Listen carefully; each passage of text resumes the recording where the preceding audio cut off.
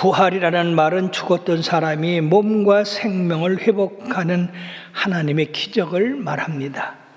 예수 그리스도의 부활은 그의 십자가의 죽으심과 함께 복음의 가장 중요한 두 가지 교리 중에 하나입니다. 만일 예수 그리스도께서 무덤에 머물러 계셨다면 그의 죽음은 어떤 순교자에게 죽음보다 더 나을 것이 없었을 것입니다. 그러나 예수 그리스도의 부활은 주님께서 자신이 누구라고 주장하셨던 바로 그 존재이심과 또한 그가 이 땅에 오셔서 성취하고 하셨던 모든 일을 이루신 증거가 되겠습니다. 실로 예수 그리스도의 부활은 기독교의 모든 교리의 중심이며 초석이 됩니다. 그래서 기독교를 부활의 종교라고 합니다. 기독교만이 육체의 부활을 믿는 종교입니다. 저는 오늘 예수 그리스도의 부활의 중요성에 대해서 말씀드림으로 은혜를 받고자 합니다. 예수 그리스도의 부활을 부정하는 사람들이 있습니다. 예수님의 부활은 허위다. 죽은 자가 어떻게 살아나느냐? 예수님의 부활은 기절한 사람이 찬 무덤에 갔을 때 그 찬 공기로 인해서 살아났다. 예수님의 부활은 환상이다. 예수님의 부활은 영부활이지 육체의 부활이 아니다. 예수님의 부활이 신앙 있는 사람들이 만들어낸 것이라고 얘기를 합니다. 이렇게 볼 때에 어떤 주장으로도 예수 그리스도의 몸의 부활을 증명할 수 있는 방법이 없습니다. 차라리 예수 그리스도의 부활을 부정하는 것보다 긍정하는 편이 훨씬 수월합니다. 그러므로 예수 그리스도의 부활의 증거가 무엇입니까? 그건 첫째 빈 무덤입니다. 예수의 시체의 향유를 보러 갔던 여인들이나 제자들이 가보았던 예수님의 무덤은 비어 있었습니다. 여인들이 무덤을 보러 갔을 때 주의 천사가 하늘로부터 내려와 그가 여기 계시지 않고 그가 말씀하신 대로 살아나셨느니라. 와서 그게 누우셨던 곳을 보라고 이렇게 말씀하셨습니다. 또한 누가복음 24장 23절에는 돌이 무덤에서 굴려 옮겨진 것을 보고 들어가니 주 예수의 시체가 보이지 아니하더라고 말씀하고 있습니다. 세상의 위대한 인물들은 그 무덤을 잘 가꾸고 보존하여 지키지만은 바로 예수님의 무덤은 비어 있습니다. 예수님의 빈 무덤은 기독교의 자랑이요 영광이 아닐 수가 없습니다. 두 번째는 제자들의 급격한 삶의 변화입니다. 예수님의 제자들은 대부분 갈릴리 어부 출신들이며 어질고 순박한 사람들이었습니다. 예수님이 십자가에 돌아가신 후 이들은 감히 밖에 나오지도 못했던 사람들이었습니다. 그러나 예수 그리스도의 부활을 본 후 그들의 삶은 전적으로 변화됐습니다. 죽음 이후에 세계가 있다는 것을 깨달은 그들은 담대히 복음을 증거하는 자들이 됐습니다. 세 번째는 로마인들과 바리새인들의 침묵입니다. 놀라운 것은 이들 가운데 있는 누구도 예수 그리스도의 부활을 두려워하지 않는 사람이 없었습니다. 그들은 부활이 사실로 이루어진 것을 싫어하고 숨기려 했지만 전혀 반박할 수가 없었습니다. 그렇기 때문에 예수 그리스도의 죽음의 1세기에는 전혀 논쟁이 되지 않았던 겁니다. 왜 그렇겠습니까? 주님이 살아계셨기 때문입니다. 네 번째, 예배일을 안식일에서 주일로 변경한 사실입니다. 안식일은 사도들의 마음과 역사 속에 깊이 박혀있는 전통입니다. 그런데 그 전통을 바꾸는 데는 어떤 놀라운 사건이 있었던 것이 분명합니다. 그것은 바로 예수 그리스도의 부활 사건이었습니다. 예수님의 부활을 목격한 사도들은 그 주간의 첫날에 우리가 떡을 때려 한 데 모였다고 했는데 매주 첫날에 너희 각 사람의 수입에 따라 모아두었다가 내가 갈 때 연모를 하지 않게 하라고 했습니다. 그러므로 안식일에서 바로 주일로 예배가 바뀌어졌습니다. 안식일은 하나님이 세상을 창조한 7날을 기념하는 날이고, 주일은 예수님께서 세상을 변화시키고 모든 죄를 속죄해서 하늘나라를 세우신 날이라 우리들은 바로 주일날을 지키고 있는 것입니다. 이러한 변경은 주님께서 주의 첫째 날 부활하였음을 축하하기 위한 것이었다고 하는 겁니다. 어떻게 전통적인 그 안식일을 과감히 이렇게 주일로 바꿀 수가 있겠습니까? 그것은 죽음을 이기고 산 예수 그리스도의 부활 때문입니다. 다섯 번째는 교회의 존립입니다. 예수 그리스도께서 부활하신 지 50년도 지나지 않아서 기독교는 강한 세력을 얻었고 세계 여러 지역으로 계속 전파되어 나갔습니다. 전설과 종교만으로는 이런 엄청난 핍박을 이기고 이렇게 변화될 수 있는 일은 없습니다. 여섯 번째는 신약 성경입니다. 신약 성경은 예수 그리스도의 부활에 대한 책입니다. 만일 예수 그리스도의 부활 사건이 일어나지 않았더라면 이 책은 결코 기록되지 않았을 것입니다. 에반스는 만일 예수 그리스도께서 무덤 속에 묻힌 채로 있었더라면 그분의 생애와 죽음에 대한 이야기도 그처럼 매장되었을 것이다. 부활은 그의 생애의 아름다운 이야기로부터 발생된 것이 아니라 오히려 그의 부활의 사실에서부터 그 생애의 아름다운 이야기가 돋보인 것이다라고 말했습니다. 주님께서는 부활하신 후 제자들에게 11번이나 나타나셨습니다. 그 후에 제자들에게도 17회나 나타나셨는데 승천하신 후에도 6번이나 출현하셨습니다.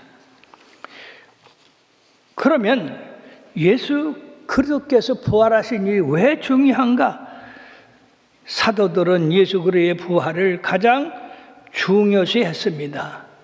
본문 고전 15장 13절 19절까지 유명한 성경 구절에서 우리는 기독교 신앙에 연관된 가장 설득력 있는 부정적 가설을 발견하게 되는데, 여기서 바울은 5가지 부정적인 사실을 열거하고 있으면서 그 예수님의 부활을 인정하게 하는 것입니다. 첫째, 예수 그리스도의 부활이 없다면 우리의 전파하는 것이 헛것이라고 말씀하고 있습니다.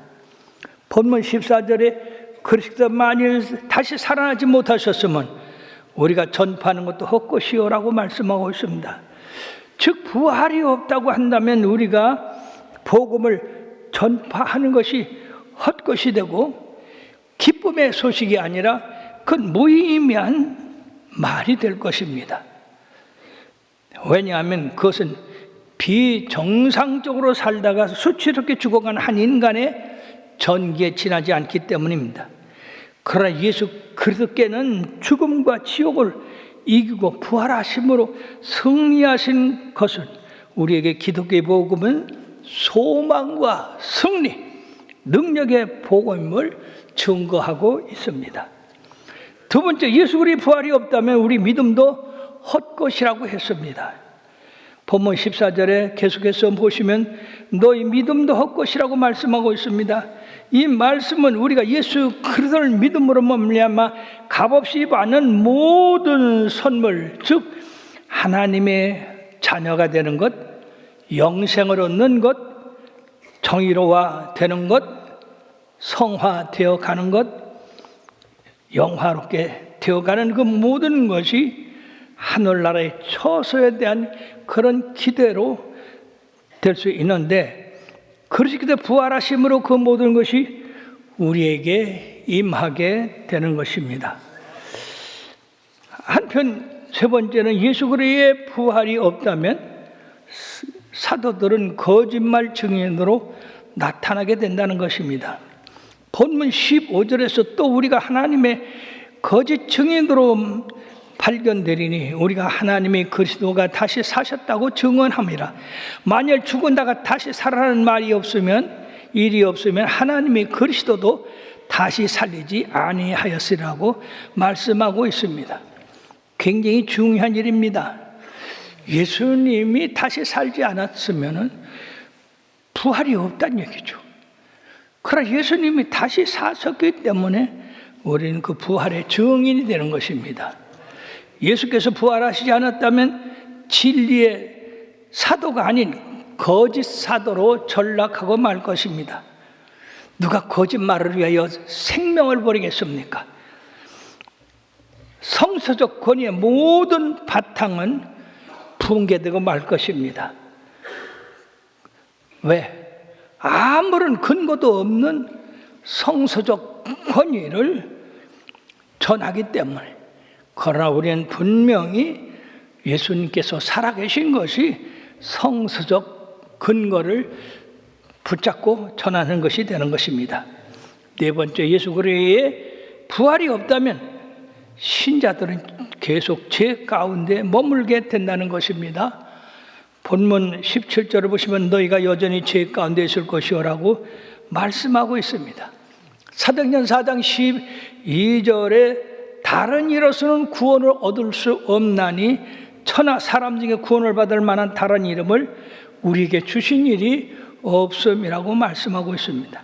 예수님이 아니면, 예수님의 대속의 피가 아니면 우리가 여전히 죄 가운데 머물 수밖에 없는 것입니다.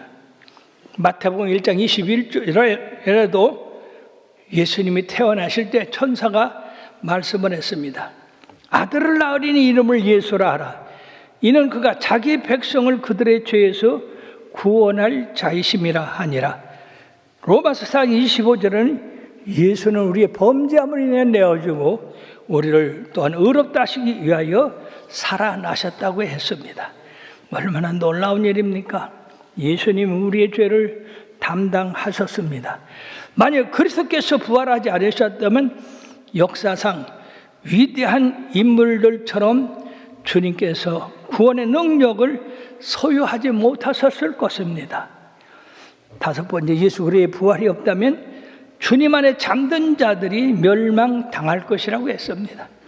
지금까지 수많은 사람들이 예수님의 이름을 고난받고 죽음을 당했습니다.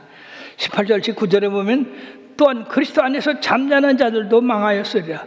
만일 그리스도 안에서 우리가 바라는 것이 다만 이생뿐 아니라 세상의 삶뿐이면 모든 사람 가운데 우리가 더 불쌍한 자이라고 말씀했습니다. 왜? 영생이 없는 그런 삶을 위해서 우리가 세상에서 많은 희생을 하고 헌신을 하기 때문에 그렇습니다. 그러나 우리의 헌신과 이런 희생이 분명히 그리스도 안에서 아름다운 열매를 맺게 될 줄 믿습니다. 예수 그리스도께서 부활하지 않으셨다면 주님을 위해서 헌신한 것이나 고난당한 것, 희생하는 것, 순교당한 것이 바로 헛되이 되고 맙니다. 그러나 바울은 그런 부질없는 생각을 버리고 승리에 차서, 그러나 이제 그리스도 안에서 죽은 자 가운데 다시 살아나신 잠자는 자들의 첫 열매가 되셨다라고 선언했습니다. 오순절 성령 강림이요 사도들이 두드러지게 강조한 설교 내용이 바로 예수 그리스도의 부활을 주제로 했다고 하는 것입니다. 그렇습니다. 예수 그리스도의 부활로 기독교의 초석이요 본질이며 사활이 걸린 중요한 문제가 되는 것입니다. 우리가 또 생각할 것은, 그러면 예수 그리스도의 부활이 주는 핵심 교훈이 뭐냐? 첫째는 예수 그리스도의 부활은 하나님의 존재하심에 대한 증거입니다. 예수 그리스도의 부활을 설명하는데 유일하고도 충분한 원인이 바로 하나님이십니다. 예수 그리스도는 지상에 계실 때 하나님을 선포하셨고 그 하나님의 뜻에 따라 자신이 겪어야 할 죽음을 예고하셨으며 바로 그 하나님께서 자기를 살리라고 주장하실 뿐 아니라 예수 그리스도의 그 죽음을 믿음으로 말미암아 하나님이 어떤 분이신가를 나타내셨고, 하나님은 세계의 최대의 증거이며 주님께서 기적적으로 부활하셨다는 사실은 그 일을 행하신 하나님이 실제로 존재하시며 그가 전파하셨던 하나님께서 참 하나님이심을 명백히 증거하고 있는 것입니다. 예수 그리스도의 부활은 주님의 신성한 신령한 것에 대한 증거입니다. 예수 그리스도는 하나님의 아들이시며 하나님 자신의 아버지라고 주장하셨습니다. 그것을 증거하는 일은 예수 그리스도 죽은 자 가운데서 살아나신 것입니다. 부활이야말로 예수 그리스도 하나님의 유일무이한 아들이심을 증거하는 것입니다.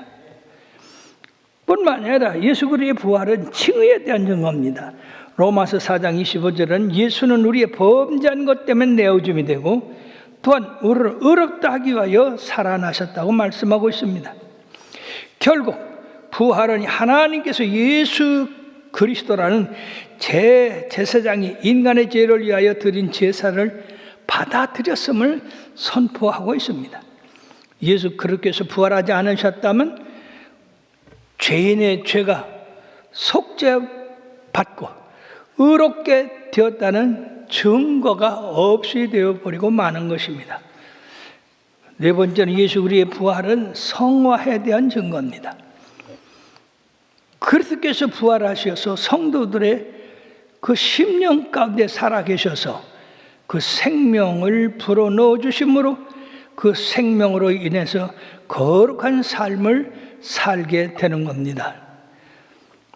뿐만 아니라 예수 그리스도의 부활은 영생에 대한 증거입니다. 그리스도의 부활은 이 생의 끝이 아닌 것을 증거하고 있습니다. 믿음으로 주님과 연합한 모든 사람이 있어서 사망은 참패당한 존재가 되는 것입니다. 무디는 죽기 직전에 가족들에게 하나님이 나를 부르고 계신다.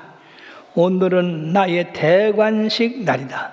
라고 말하면서 기쁘고 영광스럽게 영생으로 들어갔다고 합니다. 뿐만 아니라 우리가 예수 그리스도의 이름으로 기도하면 우리 하나님이 하늘에서 들으시고 응답하시는 걸 봐도 우리 예수님이 살아 계시지, 만약 죽으셨으면 어떻게 예수님이 우리의 기도를 들으시고 응답하시겠습니까? 그러므로 예수 그리스도의 부활은 심판의 증거입니다. 즉 복음을 거부한 사람들에게는 최종적으로 심판이 임하고 믿는 사람들은 다 주님과 함께 영생에 이른다고 하는 것입니다. 결론을 맺겠습니다. 우리들의 믿음을 굳게 지키고 있다면 현실이 어떻게 변한다 할지라도 예수 그리스도와 함께 영광의 나라에 임할 것입니다. 내세 영광을 위하여 믿음과 사랑과 소망 가운데 그 나라를 사모하며 최선을 다하여 주님을 섬기는 여러분들이 되시기를 주의 이름으로 축원합니다. 그러므로 우리의 수고가 결단코 헛되지 않는다고 사도 바울은 말하고 있습니다. 우리가 주님을 위해서 시간 들이고 정성 들이고 물질 들이고 우리가 헌신하는 그거 모든 것, 주님께서 헛되이 우리의 수고가 헛되지 않게 하시고 그 모든 것을 다 기억하시고 하늘에 좋은 것으로 갚아주신다고 했으니 여러분들의 남은 생에도 주님의 영광을 위해서 크게 일하셔서 우리 주님의 영광을 크게 빛나는 아름다운 자녀들이 다 되게 되기를 주의 이름으로 축원합니다. 기도하시겠습니다.